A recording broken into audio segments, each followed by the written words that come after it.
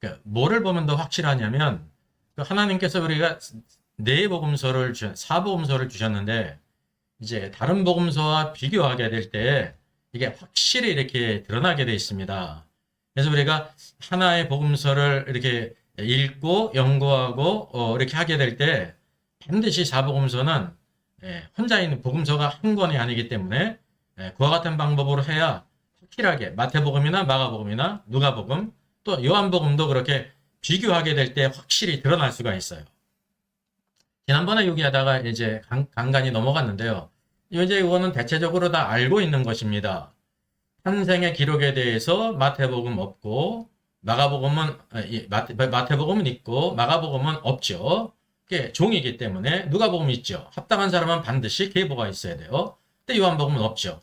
왜냐하면 요한복음의 특징이 그분이 바로 하나님이시라는 거예요. 태초에 말씀이 계셨고 하나님과 함께 계셨던 말씀 하나님이 계보가 있다는 것은 어불성설 아닙니까? 이런 복음서의 차이가 이제 이거 대표적인 건데 모든 말씀도 다 그렇다는 겁니다. 적용이 모든 말씀이 그 말씀의 닥트린을 통해서 기록된 것이지 이것을 모르면은 사복음서가 이제 공간복음에서 다 공통적으로 기록되어 있는데 그 차이를 모르고 그냥 동일한 말씀으로 대부분 다 이렇게 취급을 합니다.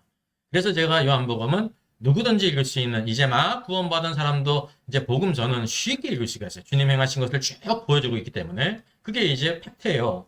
근데 거기에 나타난 깊은 의미를 아는 것은 또 너무 심오하다는 거죠. 어떤 의미에서 뭐 계시록이든지 시브이서든지 로마서든지 그런 부분에 필적할 만큼 이제 심오하다는 것을 우리가 알 필요가 있습니다. 비유도 마찬가지죠. 마테마가 누가복음은 비유가 있어요. 근데 요한복음에는 비유가 없어요. 왜? 하나님이시기 때문에. 또 나사로에 대한 기억이 특별히 이제 대비가 되는데 요한복음에만 기록되어 있지 다른 복음서에는 없습니다. 왜냐하면 부활이요 생명이신 분은 하나님이시거든요. 하나님. 요한복음에서만 그분이 하나님으로 이렇게 나타나시는 것입니다. 그래서 그런 우리가 이제 그 닥트린이 있고 모든 기록이 그거에서 기록됐다는 것을 알아야 돼요. 이거를 알지 못하면 서로 이제 모순되는 것 같이 보이는 것이 있습니다. 많은 부분에 있어서 그걸 우리가 이제 잘 알지 못하고 이렇게 이제 오해하게 된다는 거죠. 승천에 대한 기록도 마찬가지입니다. 이제 공간복음서는 다 있어야 되잖아요. 마가복음도 있고 누가복음도 있고 그런데 마태복음은 없습니다. 마태복음 분명히 왕이심에도 불구하고 왜 없는가라고 하게 될 때 마태복음의 메시지는 예수님께서 이 땅에 오셨을 때 그 이름을 예수라 하라 임마누엘이라 하리라 그러면 하나님의 그 갈망이 여기 있습니다. 하나님이 우리와 함께 계시다. 하나님은요 우리와 함께 계시기를 원하셨기 때문에 아들이 성육신하셔서 이 땅에 탄생하셔서 이곳에 오신 거예요. 주님은 우리와 저와 여러분과 함께 하신다만 함께 하기를 원하셨다는 사실이죠. 이거를 우리가 알게 되면 우리가 그런 은혜를 받은 자로서 우리에게 사실은 어떤 씨앗이 있냐면 하나님이 우리와 함께 하시고 싶어 하시잖아요. 그럼 우리에게도 이제 썩지 아니할 씨 베드로전서에서 그렇게 말씀하고 있지 않습니까? 너희가 거듭난 것이 썩어질 씨로 된 것이 아니요 썩지 아니할 씨로 됐다 말이죠. 이 씨라고 말했습니다. 그 거룩한 생명, 하나님의 생명이 우리 안에 있기 때문에 이 구원받은 사람은 반드시 뭐가 있냐면요. 적지만 우리가 하나님을 사랑하고 이게 완전한 사랑을 가리키는 게 아닙니다. 그전에는 없었는데 막 이제 하나님을 사모하고 또 이제 하나님의 말씀을 이렇게 이제 찾고 또 구원받은 성도들과 함께 있기를 원하고 함께 예배하기를 원하는 그런 씨앗이 있다는 거죠. 순종도 마찬가지예요. 오늘 잠메거든 목사님의 그 이제 우리가 구원받은 것을 어떻게 이제 알 수가 있는가라고 할 때 그런 의미에서 주겠습니다. 우리에게 이런 순종의 씨앗이 있고 사랑의 씨앗이 있고 겸손이 있고 겸손이란 완벽하고 뭐 대단한 겸손을 가리키는 게 아닙니다. 아주 작은 거 그전에는 없었는데 내가 이제 죄인됨을 깨달았기 때문에 항상 겸손히 엎드리는 그 조그만 마음이 있다는 거죠. 만약에 이런 마음이 없다고 하면 그 사람은 구원받지 않을 가능성이 다 그런 거예요. 왜냐면 증거가 없기 때문에. 시험을 당해도 마찬가지고. 그래서 이제 마태복음은 임마누엘 대신 주님이 오셨는데 승천이란 말은 무엇입니까? 육신적으로만 떠나는 거잖아요. 그래서 마태복음은 승천의 기록이 없어요.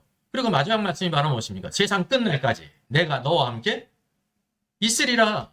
임마누엘로 끝나는 거예요. 왜냐하면 성령이 오셔서 주님은 이렇게 육신적으로는 올라가지만은 그래서 승천의 기록이 없고 우리가 세상 끝날까지 우리와 함께 계시지 않습니까? 근데 마태복음은 승천의 기록이 없다는 걸 우리가 알아야 되는 것입니다. 이제 마지막 하나 덧붙인 것은 이제 제가 성경을 쭉 사도행전을 쭉 이제 연구하다 쭉 보게 되니까 이제 복음서도 마찬가지죠. 쭉 마태복음으로부터 쭉 보니까 아니 사도라는 단어가 마태복음에 한 번 나오는 거예요. 10장 2절. 마가복음에서는 마가복음 6장 30절에 나오는 거예요. 다른데 사도라고 번역된 거는 대명사를 갖다가 알기 쉽게 번역자가 사도라고 번역한 겁니다. 그래서 이제 성경을 쭉 보게 되면 사도라고 기록됐는데 사도들이 하게 될 때 사도에는 이렇게 찌긋지는 않고요. 들이 할 때 이렇게 찍었어요. 원문에는 이제 사도라는 직접적인 단어가 없는데 대명사를 갖다가 이렇게 했다라는 걸 표시했죠. 그럼 그런 것들까지 보는 게 중요한 겁니다. 그러니까 나중에서는 성경의 모든 단어까지 다 이렇게 하나님의 감동으로 된 거 아닙니까? 그런데도 이제 깊은 곳으로 들어가는 거니까 그 정도 말씀드리고, 누가복음에는 제일 많이 있어요. 6회나 있습니다. 6회 6번. 누가복음 6장 13절, 9장 10절, 11장 49절, 17장 5절, 22절, 22장 14절, 24장 10절에가 6번 나온다는 거죠. 이게 5번도 아니고 7번도 아니고 6번 나온다는 것입니다. 제일 많이 나오죠. 그런 이유가 바로 뭐냐면 누가복음은 예수 그리스도는 참 사람이시다. 그래서 인성을 강조해요. 여기도 사도가 마찬가지입니다. 모두 다 누구입니까? 사람으로서 보냄을 입은 자들입니다. 사람으로서. 그래서 제일 많이 나오는데 요한복음에는 없다는 것입니다. 심지어 중요한 것은 요한복음에만 있는 또 말씀이에요. 예수님께서 부활하신 후에 제자들을 만나시고 뭐라고 말씀하세요? 이제 이렇게 숨을 내쉬면서 성령을 받아라. 그것도 요한복음밖에 없습니다. 성령은 십자가에 죽으시고 부활하신 주님으로부터 나오는 숨이에요. 호흡. 오늘도 우리에게 이 호흡이 있습니다. 이 생명의 호흡. 이게 바로 성령이에요. 성령은 오순절 성령 때 받은 게 아니에요. 그거는 성령의 충만함을 받은 거죠. 뭐를 위해서? 교회의 사역을 위해서 주신 것입니다. 그래서 예수님께서 제자들을 뭐라고 부르세요? 내가 내 아버지, 너희 아버지. 그리고 제자들을 형제라고 부르지 않습니까? 그게 내적으로 아버지의 생명, 성령이 그들 안에 호흡으로 들어갔다는 거예요. 그래서 후 내부셨어요. 그게 창세기 어디에 나옵니까? 하나님께서 아담을 만드신 이후에 흙으로 빚어서 만드시고 생기를 불어넣으니, 생기가 하나님의 생명이에요. 성령. 하나님의 영이 들어와서 영적인 존재가 된 거예요. 그래서 영이 들어오고 몸과 이렇게 연합하게 될 때 뭐가 됐다고 그랬습니까? 살아있는 혼이 됐다. 리빙 소울. 그래서 이 사람이란 존재가 결국은 뭐냐면 소울인데, 이 소울이 혼이 아주 심오한 겁니다. 사람이.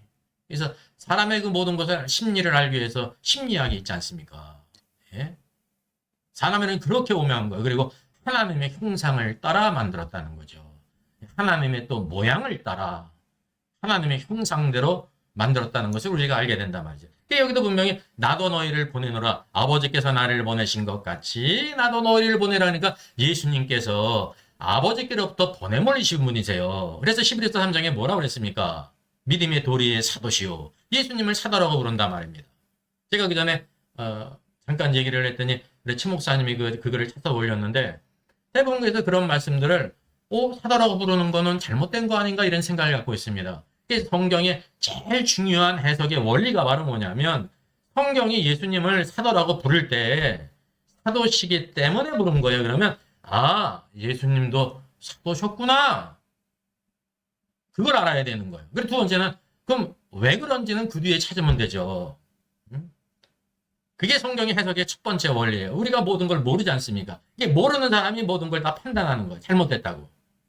이게 뭐냐면 결과적으로 하나님께서는 이렇게 말씀하신 것을 왜 예수님을 사도라고 합니까? 사도가 아니지. 그리고 우리 생각은 예수님이 12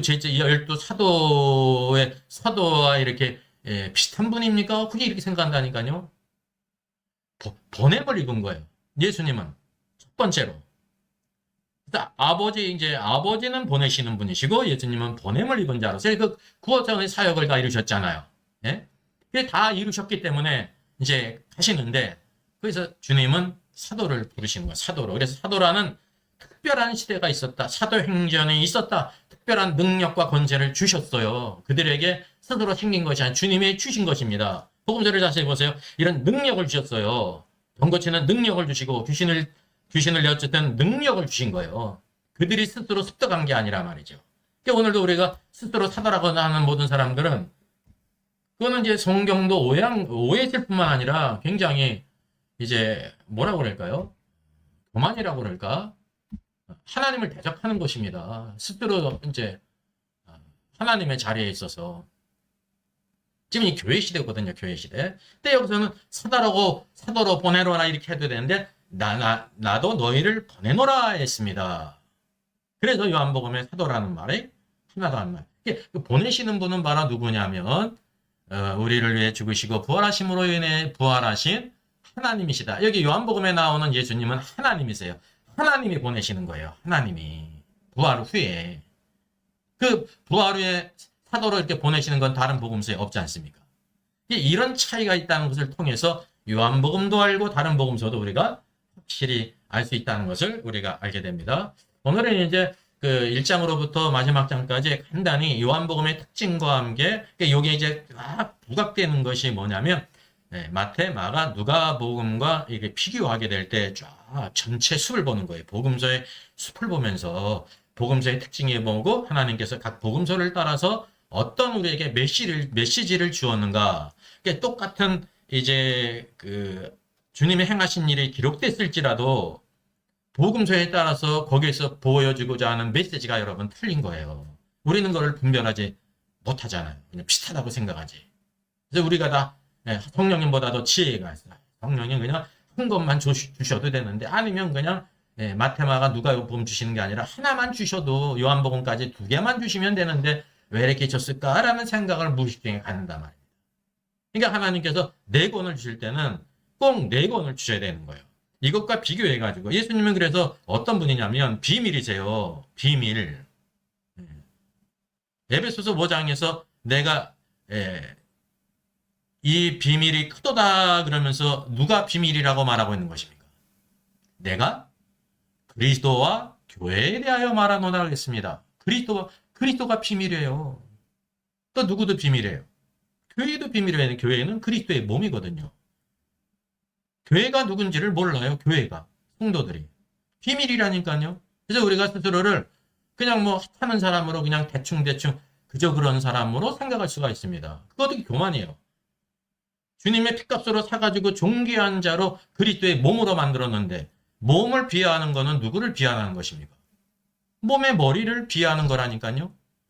우리 존귀한 자로 부름을 입기 때문에 성경의 모든 말씀은 이제 이전과 달리 변화가 돼서 새로운 피조물. 이 피조물이라는 것이 새로운 창조가 있었다는 거예요. 창세기의 첫 번째 창조가 있었고 그리스도께서 오셔서 구속사역을 이루신 다음에 누구든지 그리스도 안에 있는 자들은 새로운 피조물이라 그래서 피조물이라니까 또 그냥 피조물인가 보다 하고 뭐 영적으로 새로운 창조가 있었다는 거예요. 그래서 저와 여러분은 새로운 피조물 창조물이라는 걸 알아야 되는 거지. 이게 새롭게 살아야죠. 근데 많은 사람들이 구원받은 후에 예전에 살았던 그 방식을 따라 비슷하게 산단 말이에요. 새로운 피조물로 안 살아. 이게 어떤 존재인지를 모른다는 거죠. 성경은 우리가 어떤 존재인지를 보여주고 있다는 거죠. 근데 이제 요한복음 1장 이 서론이 있지 않습니까? 서론이 1절부터 어디까지냐면요. 1절로 13절이에요. 14절은 말씀이 육신이 되어 우리 가운데 거하시면 그 이제 본론으로 들어가는 겁니다. 그 본론이 뭔지 아십니까? 복음서마다 다 뭐가 있습니까? 예수님의 탄생의 기록이 있잖아요. 이게 예수님의 탄생에 대한 기록에 필적하는 거예요. 그분은 하나님으로서 어떻게 되셨냐면 말씀이 육신이 되어 우리 가운데 거하셨다. 이 한 절로 인해서 다른 복음서에 있는 예수님의 탄생에 대한 모든 기록을 이렇게 딱 상시하는 거예요. 주님은 말씀 하나님이셨는데 육신이 돼서 우리 가운데 거하셨다. 이제 여기가 본론입니다. 그래서 요한이 나오잖아요. 그래서 이제 1장 1절로 13절까지가 이제 서론입니다. 모든 성경이 다 서론이 있습니다. 그리고 쭉 본론이 있고 마지막 결론이 있다는 걸 알아야 돼요. 우리가 대부분 그걸 모르잖아요. 그냥 쭈르르르르 주님께서 오셔가지고 행하신 일을 쭉 기록했나 보다. 이게 대부분 이제 무의식 중에 이렇게 생각해요. 물론 쭉 이렇게 기록을 했죠. 그리고 또 하나 중요한 것은 뭐냐면 우리가 이제 요한복음을 보게 되면 요한복음 2장을 보게 되면 그런 관점으로 또 본다는 거죠. 왜 대부분이 다 그러니까. 이게 이제 요한복음의 독특성이 다른 세 복음서와 다르지 않습니까? 그분이 하나님이시다. 여기 서론도 마찬가지입니다. 그분이 하나님이시기 때문에 시작이 얼마나 놀랍습니까? 우리가 창세기 1장 1절 태초에 하나님이 천지를 창조하시니라. 얼마나 놀랍습니까? 근데 그거보다 더 시원한 것이 요한복음 1장 1절이에요.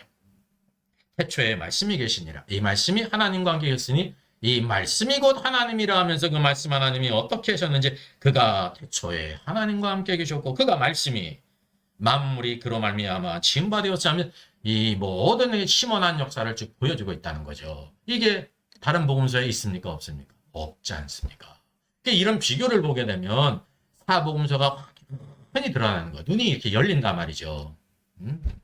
이게 이제 벌써 1장의 특징입니다. 다른 복음서는 예수님의 탄생에 대한 기록으로 서론을 다 이렇게 서론 부분이 있지 않습니까? 물론 마태복음은 이제 예수님의 계보가 있죠. 아브라함과 다윗의 자손으로 오셨다 하면서 예수님의 탄생의 기록이 있는데 이렇게 지나가고 있다는 것을 우리가 알게 되는 것입니다. 그러면 이제 2장으로 넘어가면 2장의 중요한 부분이 갈릴리 가나에서 이제 물로 포도주를 만든 거예요.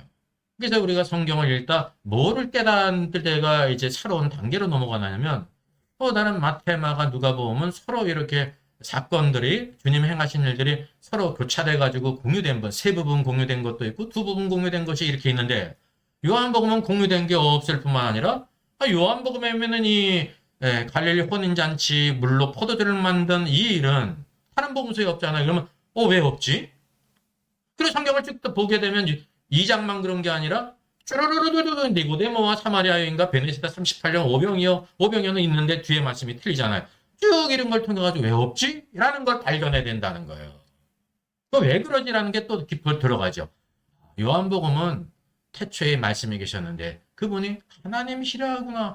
하나님이시기 때문에 이런 일들이 있구나라는 거를 이제 우리가 알게 되는 것입니다. 성경은 깊이 상고한 만큼 하는 거예요.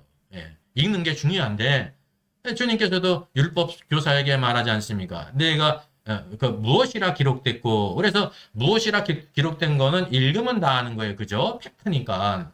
그리고 두 번째는 내가 어떻게 읽느냐 어떻게 읽는가는 그 의미를 아느냐 이거예요. 그래서 성경은 읽는 이유는 단지 읽는 게 목적이 아니죠. 읽고 하나님의 뜻을 깨닫는 거예요. 깨달아야 하나님 말씀대로 살지 않습니까? 깨달아야 그 말씀을 붙들고 기도하잖아요. 이게 이제 가장 좋은 거예요. 가장 좋은 기도. 내 모든 삶 가운데 말씀과 동행하는 거. 우리의 생각에 선한 것이 없다니까요, 여러분. 하나님의 말씀을 따라야 이게 하나님과 동행하는 거예요. 에녹이 자기 생각, 좋은 생각을 따라 산 게 아니에요. 그건 다 들쭉날쭉한 삶이에요. 부패한 게 인간인데 누구를 의지해요? 자기 자신을 의지하는데 예수님을 믿어요? 예수님을 믿는다는 거는 그분을 의지한다는 거예요. 전적으로. 나를 신뢰하지 않고 주님을 신뢰하고 그게 말씀을 따라가는 겁니다. 그 말씀이 성령으로 기록됐거든요. 말씀은 항상 성령님은 항상 말씀과 역사합니다. 그래서 우리의 이제 잘못된 사고가 있는데 우리가 하나님의 뜻을 알기 위해서 기도하잖아요. 기도하는 게 나쁜 게 아니죠. 좋은 거죠. 근데 뭐냐면 말씀과 동떨어지게 말이죠. 내가 그냥 간절히 기도하고 부르짖고 막 이러면은 이제 응답되는 걸로 왔다는 거죠. 성령님의 역사가 바로 뭡니까? 보혜사 성령을 보내시는데 그가 오셔서 내가 한 모든 말을 너희 생각나게 하고 깨닫게 하리라 그랬거든요. 주님의 말씀을 생각나게 하시고 깨닫게 하시는 거예요. 성령님의 사역이. 그래서 누가복음 15장을 보게 되면 이 두 번째 비유가 잃은 돈의 비유인데 잃은 돈을 어떻게 찾습니까? 잃은 돈을. 여자가 등불을 들고 집안에 다 비추면서 찾는다는 거. 제가 그전엔 이제 등불은 이제 뭡니까? 등불은 기름으로 말미암아 켜는 거니까 그 이제 성령님께서 성령님을 이제 상징하겠다. 비유니까 상징이잖아요, 다. 그렇게 생각을 했는데 성경을 더 깊이 이렇게 상고하다 보니까 그게 조금 제가 잘못 해석했다는 거를 깨달았어요. 왜냐하면 그 이제 잃은 양을 찾으시는 분이 목자잖아요. 목자가 인격자가 찾는 거예요. 하나님은 인격이세요. 예수님은 인격자죠. 목자로 비유가 됐죠.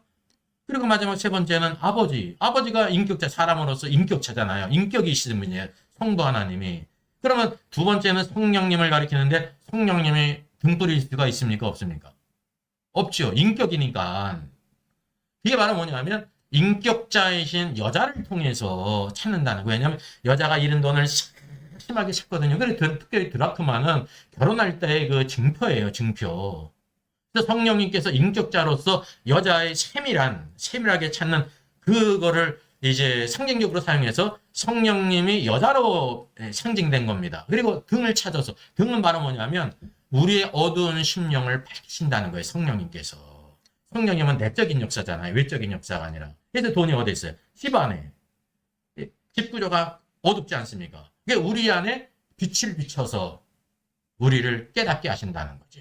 그래서 이제 탕자가 아버지께로 돌아갈 수 있었던 것이 성령님의 두 번째 사역이 있었기 때문에 그렇다는 거죠. 그리고 근본적으로는 말은 뭐예요? 목자이신 그리스도께서 1인 양을 위해 죽으셨기 때문에 마지막으로 탕자가 아버지께로 돌아갔지만 결국 돌아가지는 못했죠. 시작은 했지만 아버지가 먼저 보고 그를 보고 달려가서 그를 끌어안고 입을 맞춰서 그 아버지의 그 사랑 안에서 그 구속의 역사가 성취된다는 것을 보여주고 있습니다. 그래서 이 구속에는 성부, 성자, 성령님의 역사인데 누가복음에는 차례가 이제 성자, 왜냐하면 목자잖아요. 잃은 양을 찾는 목자, 그 다음에는 잃은 돈을 찾는 여자, 성령님의 역사보다 셋째는 아버지. 그게 바로 오늘도 우리 신앙의 체험의 순서라는 걸 이렇게 보여주고 있단 말입니다. 그래서 이제 요한복음 2장에서 갈릴리 혼인잔치에서 있었던 일들이 다른 복음서에 없다는 것이 확연히 드러난다는 거죠. 왜 그러냐 하면 지금 이게 이제 첫 번째 표적이잖아요. 첫 번째이죠. 첫 번째는 항상 뭐가 있냐면 이제 군부대에도 뭐가 있습니까? 선봉부대가 있어요. 선봉부대. 회사도 그런 게 있죠. 뭐 선봉, 뭐 부서모의 같은 거. 이게 원칙을 보여주고 있는 거예요. 생명이란 말은 뭐냐면 이제 뭐랄까요? 아무리 기쁜 곳에서도 그리고 인간의 지혜로 혼인 그 이제 연회장이 가장 지혜자를 상징하는 거거든요. 지혜자예요. 다 준비했어도 뭐냐면 가장 중요한 포도주가 떨어졌다는 거죠. 여기서는 이게 포도즙이 아닙니다. 포도주지. 그러니까 완전히 찬물을 끼얹는 거 아닙니까? 근데 주님께서 그거를 어떻게 행하시냐면 단지 그분의 능력을 보이신 게 아니라 기적, 표적, 사인이라는 거는 세메이온이라는 거는 이제 기적인데 단지 기적만을 보여주는 게 아니라 그걸 통해서 영적인 의미를 우리에게 보여준다는 거죠. 그래서 이제 하인들을 통해서 뭐라고 합니까? 그냥 주님이 직접 만드시면 되잖아요. 물을 떠오라는 거예요. 그것도 어디에? 결례통. 사람들이 이렇게 다른 집에 가면 손발을 씻는 그런 결례통, 물통에 그것도 뭐가 있습니까? 도랑아리 6이 있는데 거기다 갖다 부라 그러니까 하인들이 다 아구까지 채웠잖아요. 그래서 이제 도랑아리 6은 뭐를 가리키냐면 여섯째 날 사람을 만들지 않습니까? 여섯째라는 것은 사람과 관계에 있는 것입니다. 사람과. 아까 볼 때 누가복음에 사도라는 단어가 몇 번 나온다고 그랬어요? 6번 나오잖아요. 6번. 그게 더 의미가 있는 것입니다. 사람과 관련된 수예요. 사람과. 심승의 수도 뭐예요? 666이에요. 6이 트리플로 있는 거예요. 666. 그게 악한 자의 상징이죠.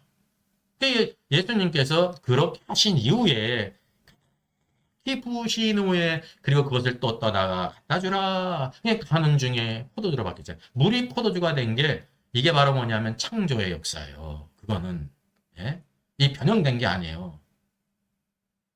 물이란 말은 뭐냐면 사람이 사망의 상태에 있는데 그거를 이제 포도주가 바로 무엇입니까? 성령님을 상징하잖아요. 사도행전 보게 되면 오순절 성령이 마시게 될 때 사람들이 뭐라고 오해했습니까? 저들이 새술에 취했다. 아침부터 새술에 취했다 그랬잖아요. 그게 연관관계가 있는 것입니다. 세상 사람은 술 취해야 기분이 좋은 거예요. 술 취해야. 그래서 포도주의 기쁨이 있지 않습니까? 포도주. 기쁘고 즐거울 때. 그런 면이 있어요. 구약에서는. 그게 뭐를 상징한 거냐면 성령님을 상징했으면 이제 성령님이 오셨기 때문에 더 이상 구약 시대와 달리 구약에는 술을 먹는 걸 그렇게 금하지는 않았어요. 금하지는 않았다니까요.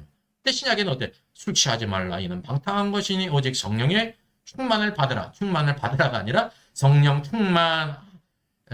충만하라예요. 상태가 되라. 그런 뜻입니다. 에베소 5장 16절. 왜냐하면 성령이 임하셨기 때문에 성령이 오늘도 우리를 기쁘게 하고 세상에 어떤 걸 또 비교할 수 없는 것을 주시기 때문에 이렇게 바뀌었다는 거죠. 여기서는 새로운 생명을 가리킵니다. 새 포도주는 새 포도주에 담아둬야 되는 것처럼 새 포도주가 내용이잖아요. 그러니까 새 포도주가 새로운 생명을 가리키는 거거든요. 성령님. 새 포도주는 그거를 어디에 담지? 새 포도주에 담듯이 새 포도주가 바로 뭐냐면 교회입니다. 교회. 예. 하나님께서 오늘도 교회에 새 포도주로 상징된 성령님 가장 기쁘고 즐겁고 축복된 성령을 우리에게 주셨다는 걸 말하고 있습니다. 다른 복음서에 이것이 없습니다. 이게 요한복음의 특징이라는 거죠.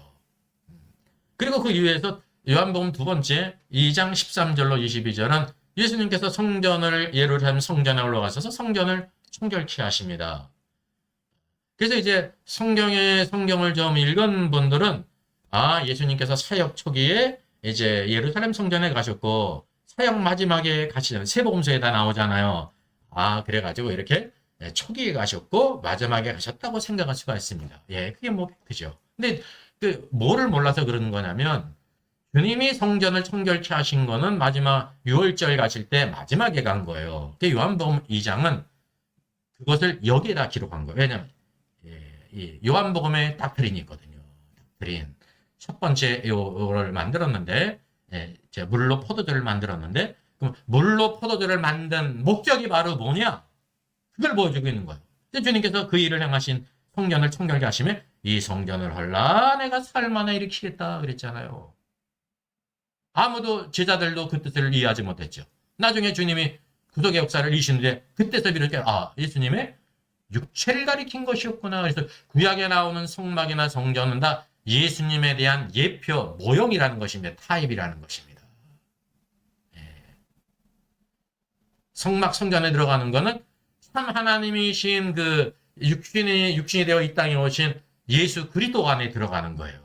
그래서 너희가 내 안에 거하고 내가 너희 안에 거하면 그러면서 요한복음만 있는 메시지가 요한복음에만 있다고 하는 것을 아셔야 되는 것입니다. 그래서 이게 이제 요한복음의 닥트린이기 때문에 이 성전을 헐라라는 말씀은 또 다른 복음서에 없잖아요. 그냥 성전을 청결케 한 것만이지. 그래서 이런 차이를 통해서 요 말씀은 요한복음에서만 특별한 목적을 가지고 이제 예수 그리스도께서 하나님이심을 증거하는 것과 관련이 있다는 걸 우리가 이제 알게 되는 것입니다. 이런 구분을 통해서. 그래서 이게 이제 중요한 부분. 여기서 2장에 두 가지 나오는 사건이 매우 중요한 것입니다. 그래 요한복음 3장도 마찬가지입니다. 니고데모가 예수님을 만나지 않습니까? 그 사람은 율법사요. 아주 그러니까 오늘날로 말하면 신사예요. 동양적으로 말하면 진짜 선비 중에 선비예요. 아주 고결한 성품에다가 아주 지식도 있고 그런 사회적인 경륜도 있고 뭐 권세도 있고 모든 걸 다 가진 사람이 쉽게 얘기를 하면 니고데모요. 근데 그의 그 고민이 바로 무엇입니까? 이 죽겠는 거예요.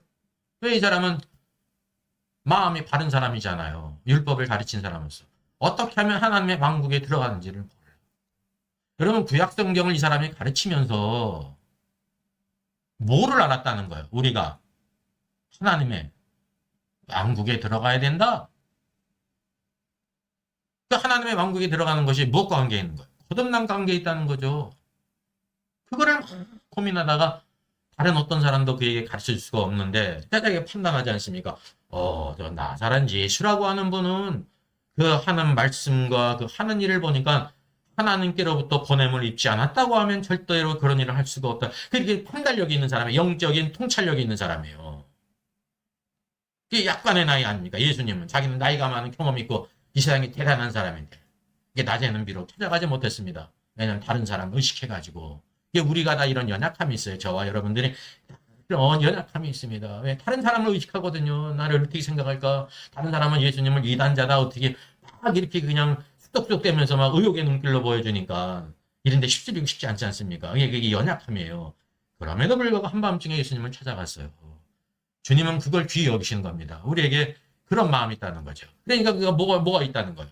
하나님의 말씀을 통해서 정상적으로 이끌림을 받았다고 하나님이 증거라는 거죠. 근데 놀라운 거는 니고데모가 자기의 고민을 예수님께 말씀드리기도 전에 딱 니고데모야 내가 거듭나지 않으면 하나님의 왕국을 볼 수도 없단다. 너는 왕국에 어떻게 들어가는지를 고민했지. 거듭나지 않으면 왕국을 볼 수도 없고 들어가기는커녕 아무것도 할 수 없단다 말씀하신 것입니다. 그게 영적인 일이잖아요. 깜짝 놀랐잖아. 내가 이렇게 늙었는데 어떻게 어머니 태 속에 들어갔다 나와야 말합니까? 그게 육적으로 이해했죠. 오늘도 많은 성도들이 성경은 영적인 말씀인데 그걸 육적으로 이해를 하면 왜 어떻게 되는 거야? 이렇게 하고 있다는 거예요. 이제 그거를 깨달았으면 우리가 이제 번지수를 찾아야 되는 것입니다. 번지수를 코드를 맞춰야 돼. 아, 내가 하나님의 말씀을 그렇게 오해했구나라고 하면서 성경을 익히게 되는 거예요. 예?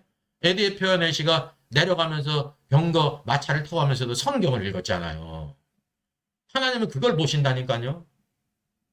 그 필립을 보내시잖아요. 가르쳐줄 자. 읽는 것을 깨닫느냐 하니까 가르쳐주는 사람이 없는데 내가 어떻게 깨닫느냐 그러니까 성령님이 필립을 보냈다니까요. 근데 그 말씀을 통해서 저기 잠자는 자 앞에 탁 깎는 자 앞에 잠잠하 어린 양이 바로 예수 그리스도다. 그분이 이 땅에 오셔서 십자가 죽시고 부활하시고 승천하셨다.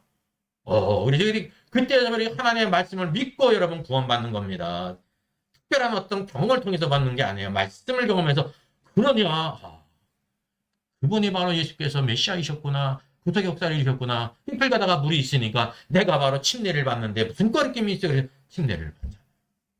자기 나라 돌아가서 복음의 민들레 씨가 되잖아. 이 말씀이 어디에만 있냐면 니고데모에 대한 말씀이 요한복음에만 있습니다. 우리가 이걸 쭉 이제 사복음서라고 하는 숲을 보게 될 때 이런 걸 우리가 볼 수가 있어야 돼요. 다른 거는 세 복음서는 서로 막 교차되면서 세 개가 교차되는 것도 있고 적어도 두 개가 다 서로 교차가 되는데 요한복음은 딱 교차가 되지 않지 않습니까? 그리고 요한복음에 있는 이런 말씀들은 다른 복음서에 전혀 언급이 안 되잖아요. 그게 바로 차이인데 그거를 발견하게 되면 한 걸음 한 걸음 하나님의 뜻을 깨닫게 된다는 거죠. 이게 거듭남이니까 영적인 거잖아요. 물과 성령으로 거듭나지 않으면 하나님의 왕국을 볼 수도 없다. 오늘도 저와 여러분이 물과 성령으로 거듭나는 거예요. 물과 성령으로. 다른 복음서에 없어요. 넘어가서 요한복음 4장은 어떻습니까? 요한복음은 예수님께서 구태여 사마리아로 통행하여야겠는지라. 다른 모든 유대인들은 사마리아를 통행하지 않습니다. 예? 아수르의 동화 정책에 의해서 식민지를 있게 될 때 바벨론을 비롯한 모든 이민족들을 끌어모아가지고 그 사마리아 지역에다 이주를 시켰어요. 예, 혼혈이 됐죠. 문화와 종교와 모든 것이 짬뽕이 됐어요. 사마리아 사람들이 그리심산 중심으로 하나님을 옛적부터 경배하는데 우상 숭배와 함께 완전히 혼합신앙이 되는 거예요. 오늘도 우리의 신앙의 문제가 바로 무엇입니까? 혼합신앙이에요. 혼합. 바벨론 신앙. 막 섞은 거. 네? 그 WEA가 어떤 거예요? 거기에 있는 주요 임원들이요, 아프리카가 주술사들이 목사라고 하면서 그런 일들을 하는 사람들이 다 연합운동을 하는 거라니까요. WCC와 똑같은 거예요. 다 이름만 틀리지. 그런 연합이 대부분 혼합운동입니다. 혼합. 그런 걸 분별하지 못하잖아요. 그 교회 성도들도 분별하지 못하고 세계적으로 일을 하니까 대단한 일을 생각한다. 많은 재정과 수고와 그 교회에서 얼마나 많이 기도했겠습니까? 그 교회에서. 그 기도가 다 헛되었던 거예요. 네? 음료의 기도예요. 음료. 영적으로 제가 이렇게 그냥 한 번에 말한다고 해가지고 마음 상하지 하게 맞아요. 그게 실체라니까요. 그게 실체예요. 이게 사마리아 지역이요. 주님께서 이제 니고데모가 남자 아닙니까? 유대인이잖아요. 이런 이제 신사 같은 사람도 거듭나지 않으면 구원을 못 받아. 이제 요한복음은 구원받았다는 말을 사용하지 않습니다. 거듭남이에요. 거듭남. 예. 생명은 거듭남을 가리키는 거거든요. 그리고 누구도 그런 거예요. 사마리아 여자잖아요. 그래 이방인과 같은 여인이고 그 남편이나 다시는 도덕적으로 타락한 여인도 어떤 마음이 있었습니까? 하나님에 대한 갈망이 있었습니다. 당신네들은 예루살렘에서 예배한다고 하는데 우리들은 이 그리심산에 있습니다. 그러면 내가 어디에서 예배를 해야 됩니까? 하나님께 예배하는 것도 예배할 마음이 있는 사람이에요. 이렇게 도덕적으로 타락한 사람도. 그래서 여기도 말고 저기도 말고. 그게 장소의 문제잖아요. 응? 영 안에서 진리 안에서 예배할 때가 오는데 예? 예배하는 자는 우리 개혁개정에서는 뭐라고 번역했어요? 예배하는 자는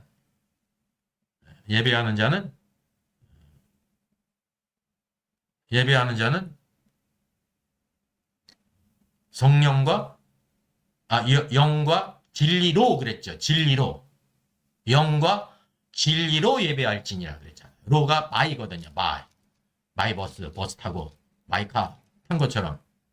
그러면 이 영과 진리는 바이가 아닙니다. 거기 N이라는 것은 안에서예요. 왜냐하면 물어본 게 그리심산에서 예배합니까?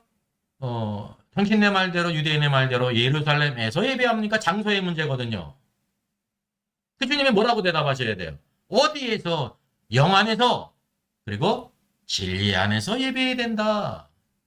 그걸 말씀하고 있는 거예요. 바위가 아니에요. 안에서지. 하나님은 영이시기 때문에. 하나님은 영이시니 외적인 것이 아니라는 거죠. 그래서 이 말씀이 요한복음에 있다는 거죠. 요한복음. 그래서 생수이신 그리스도를 말하잖아. 내가 물 달라고 하는 이가 누구였다라고 하면 너의 영혼이 목마르지 않은 생수를 주었을 것. 생수가 이제 우리가 알다시피 그게 뭐예요? 문자적인 의미예요? 상징적인 의미예요? 지금 이게 하나님에 대한 것을 가리키기 때문에 다 상징적인 겁니다. 생수가 생수예요.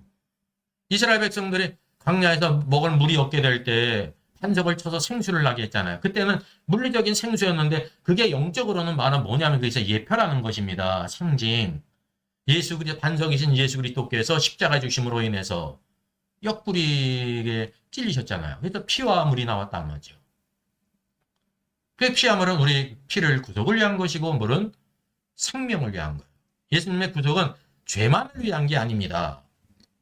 우리의 죄를 사실 뿐만 아니라 영원한 생명, 생수로 예표된 우리 안에서 성령님은 무엇 같으냐면 계속 샘솟는 생수와도 같은 것입니다. 그래서 오늘도 우리를 목마르지 않게 하고 기쁘고 즐겁고 새 힘을 주시는 분이라는 거죠. 오늘 우리가 영적으로 막 공부할 때 뭐가 필요하냐면 오늘도 생수이신 성령님이 우리 안에 터져 나와야 되는데 성령은 이미 임하시잖아요. 그 뭐 때문에 그런 거예요? 우리 혼이 깨어지지 않으니까 그 영 안에 있기 때문에 그 영이신 성령님이 바깥으로 흘러나오지 못하기 때문에 그렇다는 거죠. 그게 성령 충만의 원리예요. 또 하나는 요한복음 6장에서 말씀하고 있는 것처럼 생명의 빵이신 하나님의 말씀이었기 때문에 공부하죠. 이 두 가지가 다 그래서 생명의 떡이다, 빵이다, 여기 영원히 목마른 생수다라는 건 다 비유로서 요한복음에만 있다고 하는 것을 우리가 알게 되는 것입니다. 얼마나 특별해. 그래서 이 두 말씀을 보게 되면 유대인은 니고데모는 남자면서 도덕적인 사람, 사마리아 여인은 이방인이면서 도덕적으로 타락한 사람. 도덕적인 사람이나 남자나 여자나 도덕적으로 타락한 사람이나 모두 다 뭐를 해야 된다는 것입니까? 거듭나야 된다. 예? 오늘도 목마르지 않는 생수를 받아야 된다라는 걸 보여주고 있는 거예요. 오늘 신앙생활의 축복이 바로 그렇죠. 오늘도 하나님의 그 생명의 빵이신 말씀을 먹고 든든하게 그렇게 만족이 있잖아요. 힘이 있고 만족. 그리고 생수이신 성령님으로 말미암아 혈액이 적셔지게 될 때 충만한 삶을 살아간다는 거죠. 이게 요한복음에만 있다는 것입니다. 요한복음 5장으로 가게 되면 베데스다 38년 병자를 고치십니다. 이것도 다른 성경이 없잖아요. 그러니까 요한복음에 딱 들이나는 거를 우리가 알게 되는 것입니다. 이 구별하는 게 중요한 겁니다. 다른 복음서에 없습니다.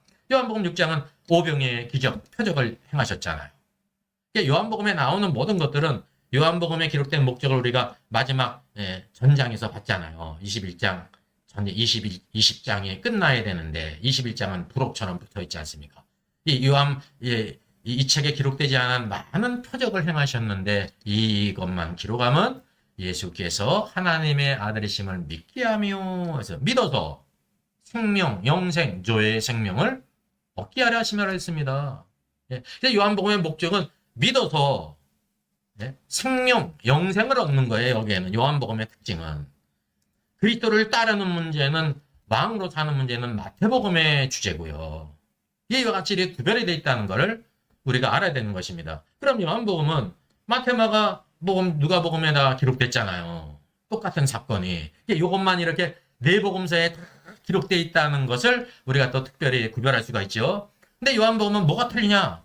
여기 있는 것처럼 22절로 71절 아주 긴 절은 예수님께서 어떤 분이신지를 쭉 내가 하늘에서 내려온 생명의 빵이다 라면 쭉 심오한 말씀을 하시잖아요. 이게 사람들이라도 되겠습니까? 어렵다. 떠나간 사람이 많이 있어요. 예수님께서 베드로에게 뭐라고 말씀하세요? 제자들에게 너희도 가려느냐? 내 말이 어려우니까 너희도 가려느냐가 이제 나를 떠나가려느냐 그 소리예요. 예수님을 버리고.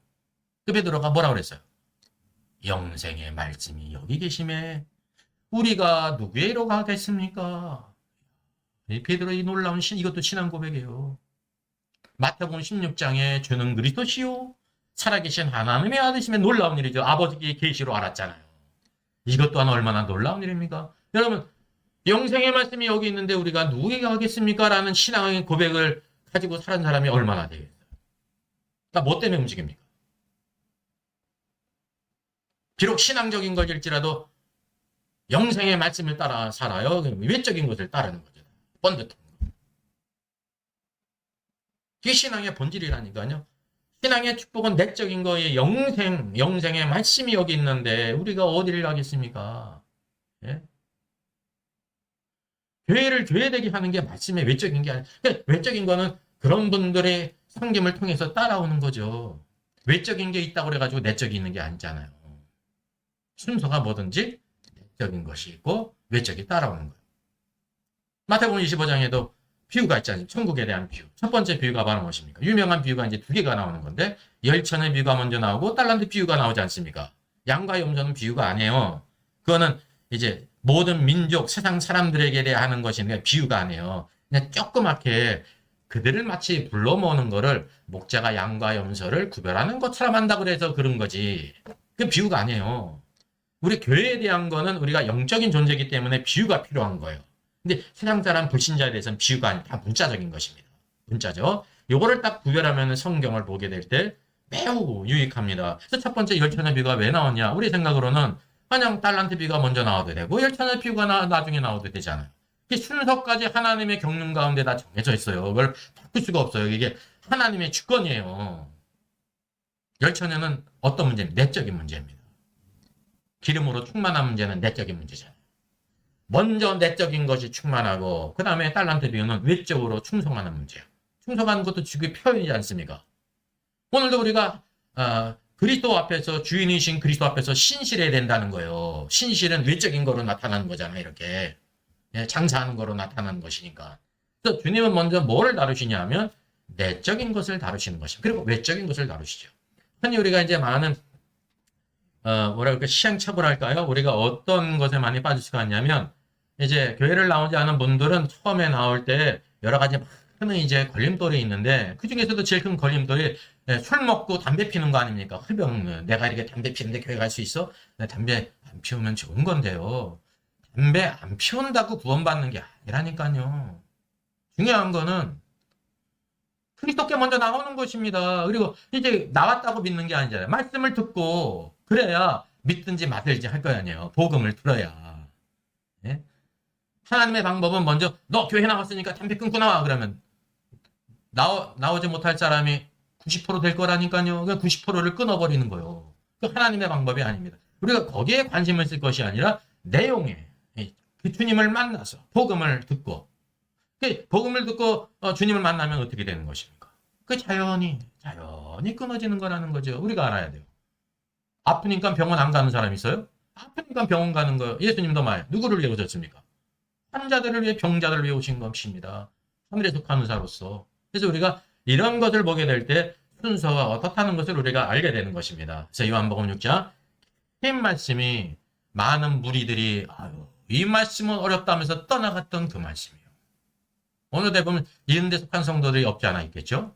근데 베드로는 확실한 것을 알았습니다. 영생의 말씀이 여기 있는데 우리가 어디로 가겠습니까? 이 대단한 신앙 고백. 주님이 그나마 쉽게 얘기를 하면 그냥 가물에 콩나듯이 기쁨이 있었을 거예요. 그렇지 않습니까? 요한복음 7장 명절 시작과 중간과 끝날이 기록되어 있습니다. 성경을 한번 보세요. 성경에 명절 시작에 대한 기록이 있고 중간에 있고 끝날이 이제 큰 날이라 말하는 끝날이라 큰 날이 아니라 명절 자체가 큰 날이 끝나간다라는 걸 말하고 있습니다. 명절에는 기쁨이 있어야 되잖아요. 근데 주님께서 뭐를 말씀하세요? 네? 누구든지 목마르거든 내게로 와서 마시라. 이게 무슨 뜻이냐면 명절은 기쁘고 즐거워야 되는데 시작할 때 아직 기쁘고 즐겁지 않았어요. 그러면 아직 남아있으니까 기대가 있잖아요. 중간 왔어도 절반 지나갔지만 절반이 남아있으니까 기대가 있잖아요. 그때는 주님이 말씀을 안 하세요. 우리 인생에 여전히 다른 세상적인 것에 기대가 있을 때 말씀을 안 하세요. 명절 끝날이 이제 끝났거든요. 끝났어요. 여전히 기쁘질 않아. 영적으로 목이 말라. 그래서 주님이 그들의 상태를 계시하고 있습니다. 명절 끝날 큰날에 너희 누구든지 목마르거든. 이게 뭐냐면 너희들 지금 다 목마르고 있지 않느냐. 내게로 와서 생수를 마셔라. 명절의 주인이 누구시냐면 예수 그리스도거든요. 예수 그리스도 없는 명절, 유대인의 명절이기 때문에 명절은 다 예수님에게로 가게 하는 것. 예? 예수께로 와야 오늘도 우리가 목마름을 해소할 수 있다는 걸 보여주는 말씀이 요한복음에만 있습니다. 다 일목성경이잖아요.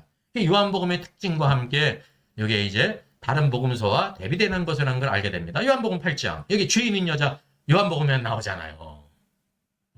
이런 거 읽으면서 여러분 혹시 아셨습니까? 네. 아셨으면 한번 1번이라고 한번 쳐보세요. 어떤지. 네.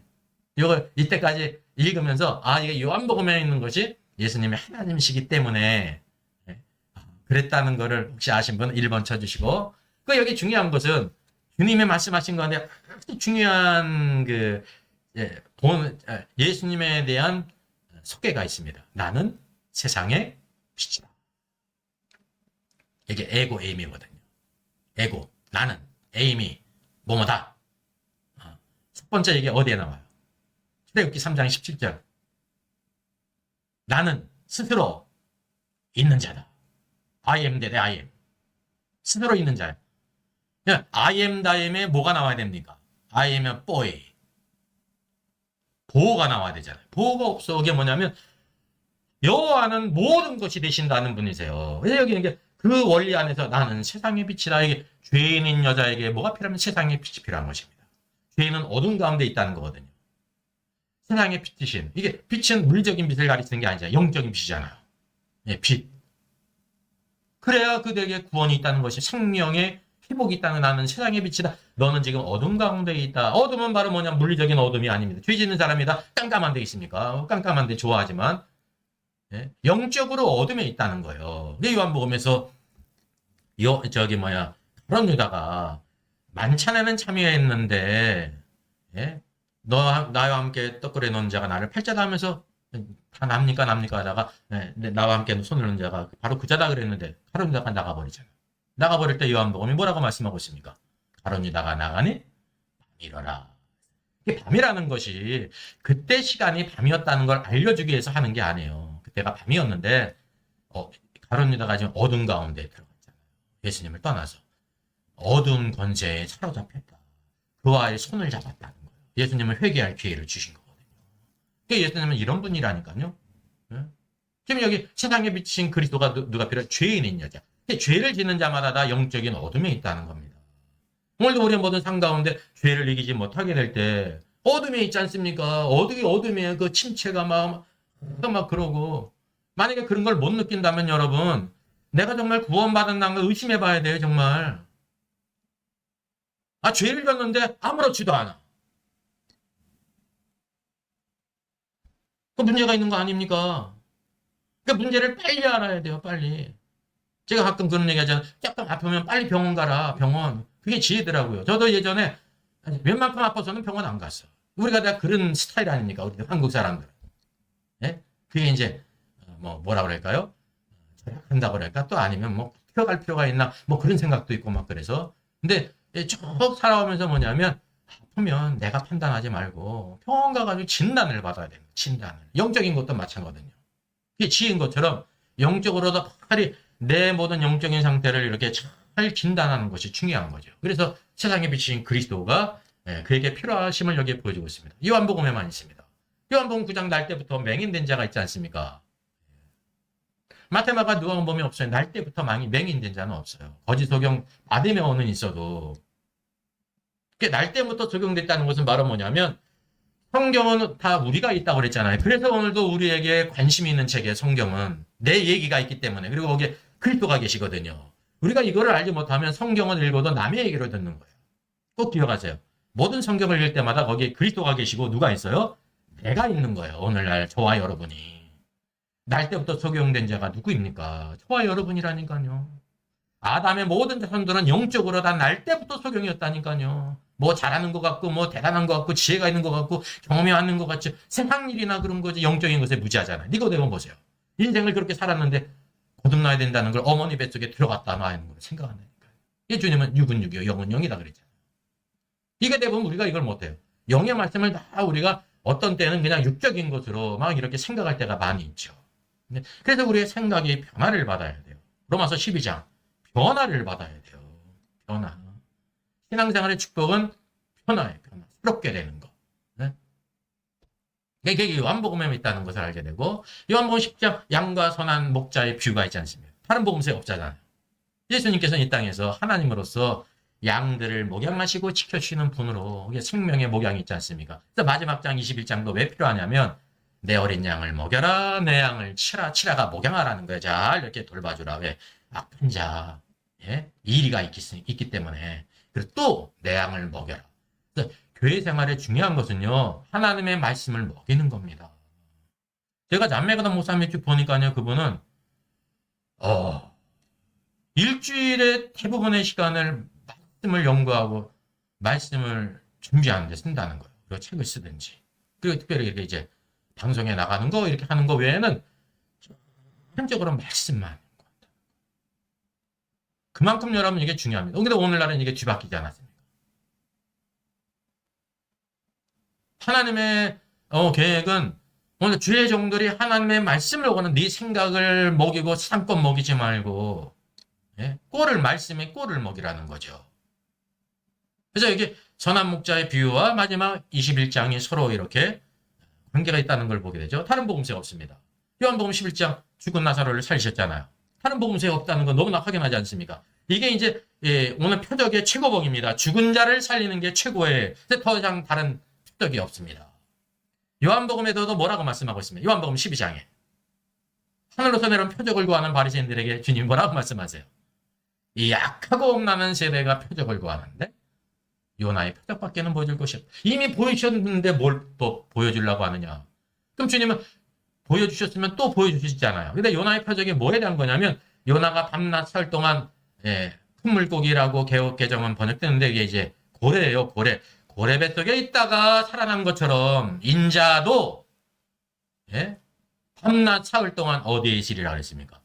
음부 지옥에 있으리라, 낙원에 있으리라 그랬단 말이죠. 요나의 표적은 그리스도의 십자가에 죽으시고 삶 안에 부활할 거를 그 시대에 보여준 거예요. 위대한 구약의 모든 사람들에게. 더 이상 보여줄 것이 없잖아요. 요한복음에도 죽은 나사로를 살신 후에는 더 이상 표적이 없습니다. 최고의 표적이란 말이죠. 최고의 표적. 그래서 예수님이 하나님이시고 오늘도 우리가 이제 죽은 나사로처럼 죽었는데, 우리는 한편으로요 죽어가고 있고 다른 면에서는 이미 죽은 거예요. 영적으로. 그래서 뭐가 필요해요? 살리시는 분, 부활이요 생명이신 분. 때때로 우리가 이 말씀을 어떻게 오해할 수가 있냐면요, 예수님께서 나사로를 부활시켰어 라고 생각할 수가 있습니다. 한번 여러분 몰라질까요? 예수님이 나사로를 부활시키셨다고 믿는 분 1번, 부활했다, 아니다, 부활이 아니다 2번. 한번 해보세요. 그 뭐에 대한 오해냐면, 예수님께서 나사로는요 부활시킨 게 아니에요. 다시 살리신 거예요. 다시. 그래서 살다가 어떻게 했습니까? 죽었습니다. 그리고 부활을 기다리고 있죠. 부활은 오늘도 주님이 하나님의 경륜 가운데 죽었던 자가 살아날 때 부활이에요. 부활은 뭐를 포함하는 거예요? 죽지 않는 몸을 입는 게 포함되는 거예요. 그래서 궁중으로 올라갈 수가 있는 겁니다. 마지막에도. 대환란 전에 휴거된 사람은 휴거되면서 죽지 않는 몸, 빌립보서 3장 21절 말씀처럼 이 낮은 몸이 영광의 형체로 변화됐기 때문에 올라가는 거예요. 그 전에는 아무도 올라갈 수 없어요. 모세도 엘리야도. 영광의 몸을 못 입었잖아요. 썩어질 몸을 입었는데 죽은 사람은 몸이 없잖아요.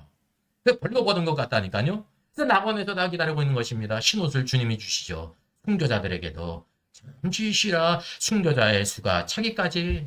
이게 뭐냐면 대환란 때 많은 순교자가 죽을 것을 예상하시는 것입니다. 그런 후에 이제 순교자들이 대환란 전에 부활해서 휴거될 거 아닙니까? 계시록 12장에 여자가 낳은 남자아이가 어디로 올라갑니까? 하나님과 하나님 보좌. 그게 바로 거기에 진짜 휴거가 거기에 있다는 거죠. 이거를 세대주의자들이 모르죠. 대사님까지 4장에 있는 죽은 자들이 부활해서 공중으로 끌어올리고 살아있는 자도 공중으로 끌어올리고 그것만 알잖아요. 근데 그거를 언제로 아는 거냐면 대환란 전에 모든 성도들이 있을 것이라고 생각하는 것은 큰 오해라는 거죠. 대부분 성경을 이런 식으로 봅니다. 그게 100년 전에 해석된 세대주의입니다. 그거를 100년 동안 변함이 없이. 그럼 그 시대에 적어도 그런 걸 발견했다는 거는 우리가 한편으로 정말 굉장하다라고 이렇게 생각할 필요가 있습니다. 근데 오늘날까지 해로. 여러분, 성경의 모든 뜻이 이렇게 온전히 드러나는 데는 시간이 걸려요. 많은 사람이 필요해요. 은혜 받은 사람들, 추구하는 사람들. 우리가 그 은혜를 받는 거잖아요. 종교개혁도 마찬가지. 그 시대에, 500년 넘는 그 시대에 행위로 구원받는다고 로마 카톨릭이 1000년 이상 가르쳤는데 성경은 아니다. 믿음으로 말미암아 우리가 의롭다함을 받는다 그래가지고 그 시대가 얼마나 놀라운 일입니다. 근데 성경 전체에 비하면 여러분 종교개혁이라는 거 믿음으로 의롭다함을 받는 건 작은 부분이라니까요. 그걸 우리가 꼭 아셔야 돼요. 이 양자를. 그래서 그 종교개혁 시대의 그 개혁자들을 과소평가할 게 없으면 대단한 것입니다. 대단해. 제가 가끔 보다 보면 어떤 것을 생각하게 되면 우리나라도 보게 되면 이 코미디언들 있잖아. 옛날에 구봉서 씨, 무슨 이마령 씨? 이마령이요? 뭐 그런 분들 있잖아요. 그러니까 오늘날 이제 젊은 사람들이 보면은 약간 웃음감스럽지 않습니까? 근데 그 시대에 그런 그 어려운 개그맨 코미디언을 했다는 게 대단한 거거든요. 그러니까 오늘 보니까 이상하죠. 가끔 보다 보면 70년대, 80년대 대학가 명동거리 이렇게 거리가 나오거든요. 사람들이 얼마나 촌스러워. 지금 우리의 눈으로 볼 때. 근데 그때는 어땠어요? 그게 대단한 거였다니까요. 그 시대적인 변화가 있다는 거를 영적인 곳에도 있다는 걸 우리가 알 필요가 있습니다. 자, 그래서 여기 죽은 나사로를 살리신 거, 회생시킨 것입니다. 부활은 나중에 있어요. 죽지 않는 몸을 입는 거. 그 요한복음 12장 청류옥합의 사건은 사실 누가복음에도 있고 마가복음 있는데 요한복음에는 매우 큰 특징이 있습니다. 예? 마르다는 이를 갖고 나사로는 앉은 자 중에 있더니 예수님께서 부활이요 생명이신 것을 드러나는 거예요. 예수님이 부활이요 생명이지 나사로가 부활한 게 아니에요. 부활이신 주님께서 죽은 나사로를 살리실 수가 있다는 거죠. 그런 후에 한 알의 밀이 땅에 떨어져 죽지 아니하면 하면서 쭉 이렇게 말씀하십니다. 다른 복음서에 없잖아요. 한 알의 밀 안에 하나님의 생명이 있잖아요. 그 죽으시면 뭐냐? 많은 밀알들을 이렇게 산출하기 위해서. 그가 우리라는 거예요. 그러니까 예수님 안에 있던 생명이 우리 안에 동일하게 있어요. 이게 성령님으로. 그래서 하나님의 자녀예요. 우리를 형제라고 부르시기를 부끄러워하니 하신다는 사실이죠. 예수님께서 우리를 형제라고 부름을 부끄러워하지 않는다는 걸 생각하면 우리가 세상에서 어떤 사람으로 살아야 건지를 전혀 생각나는 것이 내가 메시아 하나님의 아들이신 그리스도의 형제구나. 이게 놀라운 일입니다. 이게 교회의 정체성이라는 걸 알아야 돼요. 요한복음 14장 제자들의 발을 씻기지 않습니까? 요한복음에만 있습니다. 요한복음 14장 또 보면 아버지 집에 거할 곳이 많도다 아버지를 보이시옵소서 이 모든 것들 다른 복음서에 없잖아요. 이게 요한복음의 특징이라는 걸 아셔야 돼요. 요한복음 15장 나는 참 포도나무요. 내 말이 내 안에 거하고 내 말이 너희 안에 거하면 이게 바로 믿음의 여러분 실제예요. 요한복음에 있습니다. 예수님은 하나님은 서로 생명이시기 때문에 거해야 하는 거죠. 그리고 16장에 주님의 가심과 오심에 대해서 말씀하세요. 사실 많은 사람들이 성경을 따오면서 가심은 주님의 승천을 가리키고 오심을 갖다가 재림으로 생각하는데 아닙니다. 보혜사 성령으로 오신다는 겁니다. 다른 보혜사로, 다른 모양으로. 이게 아주 깊다는 거죠. 16장 1절에도 이스라엘 임금이 심판을 받았습니다. 다른 말씀에 이런 말씀 심판을 받았다는 말이 없다는 거죠. 요한복음 17장은 더 놀랍습니다. 이게 대제사장으로 기도하신 건데 다른 복음서에 없잖아요. 세 복음서에. 그래서 아버지와 아들과 누구냐? 그들이 교회예요. 그리고 세상과의 관계를 쫙 영적으로 우리에게 보이셨다는 거죠. 요한복음 18장 주님의 첩보되심이 있죠. 그 첩보되심은 당연히 있죠. 근데 19장 20절 그의 죄패에 히브리말, 로마, 헬라말로 기록됐다는 것이 다른 복음서에 있습니까? 없습니까? 그거 없다는 걸 우리가 발견할 수가 있어야 됩니다. 그럼 왜 요한복음에만 기록되느냐? 그럼 히브리, 로마, 헬라를 더하면 뭐가 되는 거예요? 온 세계 사람이 되는 거예요. 히브리는 종교를 대표하죠. 로마는 정치를 대표하죠. 헬라는 문화, 철학을 대표하잖아. 이게 세상에서 권세를 잡고 있는 세 요소라니까요. 온 세상을 위해 돌아가신 분이 누구시냐? 하나님이시다라는 걸 죄패를 통해서 보여주고 있습니다. 19장 23절. 그분의 속옷이 있는데 오지 않고 위에서 통으로 뜯자는 원이랑은 요한복음에만 보여주고 있습니다. 왜 그러냐면 이걸 통해 가지고 그리스도의 신성을 나타내는 거예요. 온 곳이 없어요. 이렇게 이음매가 없다는 거죠. 그분의 신성을 이것을 통해서 보여주고 있는 것입니다. 19장 26절 보소서 아들입니다. 다른 복음서가 없습니다. 보라 내 어머니라 요한에게 말했죠. 이 말씀도 이제 제가 해당 7원에 올렸으니까 그건 참고하면 되겠습니다. 이게 요한복음에만 있는 이유가 하나님이 오늘도 예수님이 하나님이시고 생명이시기 때문에 생명의 관계에서 이게 부탁을 위임하는 것입니다. 옆구리를 찌르니 피와 물이 나오다. 다른 복음서에 없잖아요. 이게 바로 요한복음을 우리에게 온전히 보여주고 다른 복음서의 특징들을 자연히 보게 해주시는 요소가 된다는 거죠. 예수님의 부활도 마찬가지입니다. 특징이 있습니다. 요한복음. 여기 17장을 보면 나를 붙들지 말라. 내가 아버지께로 올라간다 그랬습니다. 그러면서 17제, 또 두 번째는 내 형제들, 내 아버지, 너희 아버지라고 말하고 있다는 사실이죠. 아까 말했던 건 11절 3장 1절 우리의 믿는 도리에 사도를 치며 숨을 쉬며 성령을 내비신 것. 이게 다 무엇과 관계가 있냐면 요한복음 예수님은 하나님이시다. 하나님이 뭐로 함께 하신다는 거. 말씀이 생명이 있고 빛으로. 생명이 있기 때문에 이제 요한복음 요한복음 본론이죠. 13절까지가 서론인데 14장 말씀이 육신에 우리 가운데 거하심에 독생자의 영광이라고 하면서 이제 뒤에 뭐가 나오는 것입니까? 10절에도 뭐가 나오는 거예요? 영접하는 자, 곧 그 이름을 믿는 자들에게 하나님의 자녀가 되는 권세를 주셨으니. 그러니까 외적으로 하나님의 자녀가 권세가 있다는 건 내적으로 생명이시 하나님이 생명으로서 우리 안에 거하셨기 때문에 하나님의 자녀라는 것을 말하고 있습니다. 마지막 이제 부활하셨습니다. 모든 게 끝나야 되잖아요. 요한복음 21장이 또 있어요. 그래서 예수님이 세 번째 제자들에게 나타나시는데 부활의 주님을 만났습니다. 제자들이. 근데 다 어떻게 했어요? 갈릴리로 돌아갔어요. 일생활로. 주님이 갈릴리에서부터 그를 불러내셨는데 다시 돌아갔습니다. 아유, 주님이 부활한 게 확실해. 근데 예수님은 부활했는데 나는 먹고 살아야 되잖아. 그래가지고 나간 거예요.